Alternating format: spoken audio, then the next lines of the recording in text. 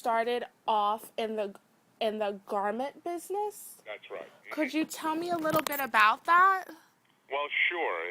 My father basically started back in Cuba in around 1947, and it was always in the business being a haberdasher. I mean, that's what we were called. So, out of college, actually during college, I had I couldn't find what my shtick was going to be in life, so I followed in his footsteps. And in 1982, I opened up my own clothing store in West New York. It was called Mr. Nick, and we were there for many, many years.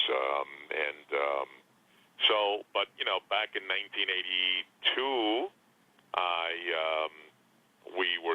we moved to Fort Lee, and we had a clothing store there also.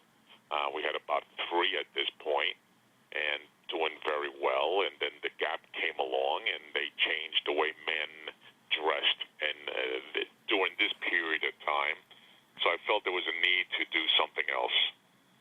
And at that point is when I decided that I was going to follow a passion, which was eating, and decided to open a restaurant out of the blue, with no formal training, but what I learned from watching my mother cook, because she was actually a very, very good cook, and she taught it not at the chef level, but at preparatory level for young ladies in Cuba.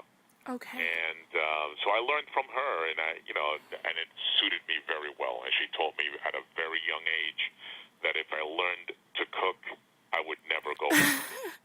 So that has been my mantra all through my life, and I've never been hungry. So so there we are, and basically the rest is all history, I guess. Okay. So you were born in Cuba? Yes, I was. Okay. How old were you when you came over? 5. Oh, you were young. Oh, I was a little boy, yeah. Aww. And we went to Jamaica, and from Jamaica we went to Miami, and very hard to get any type of work in Miami during the 60s for Cubans coming over. But New Jersey, being the embroidery capital at that time of the United States, there was always work if you were willing to put the hours in. And, Cubans have this work ethic, like a lot of immigrants, obviously. Yeah. To work 14, 15 hours a day was not an issue. And we came to New Jersey.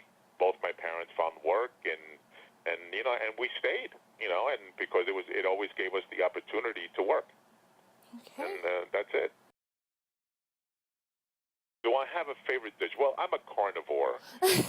Just being Hispanic, even though you're surrounded by water, you tend to be a meat guy, and I just love any really, my Havana ribeye, which I have on the menu, happens to be one of my favorites now. It used to be the breaded steak, only because I took what the typical Cuban dish, actually peasant dish that it was, and just upgraded it by using, black Angus sirloin steak just pounded. But I just love a good 17, 18. Having a lot of garlic, you can't go wrong. No, you can't. That's so cute. If you had to say what is the most important part of Cuban cuisine, what would you tell someone? Well, I've been asked that before, and I've always come back to that simple ingredient that is love and home cooking. That's what really Cuban food is all about, because we were owned by so many different countries, including France, including England, that it's a melange it's a potpourri of all types of cuisines. And back the Creole took it all and put it all together. And it's a melting pot of all different types of food. So when I say home cooking, that's what it really is. It's just, stick to your ribs, fill your tummy, good food. That's what Cuban food is all about. Okay. It doesn't have a particular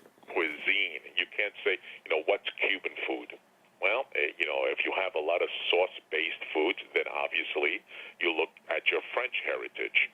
If you have your rices and your fish bases, then you look at your Spanish heritage, which is obviously from Spain. If you're looking for more of the drier foods, or more conservative, then you look at your English heritage. So there's so much going on that it's hard to actually pinpoint what it really is, but home cooking. Okay, sounds good. Yeah. Okay.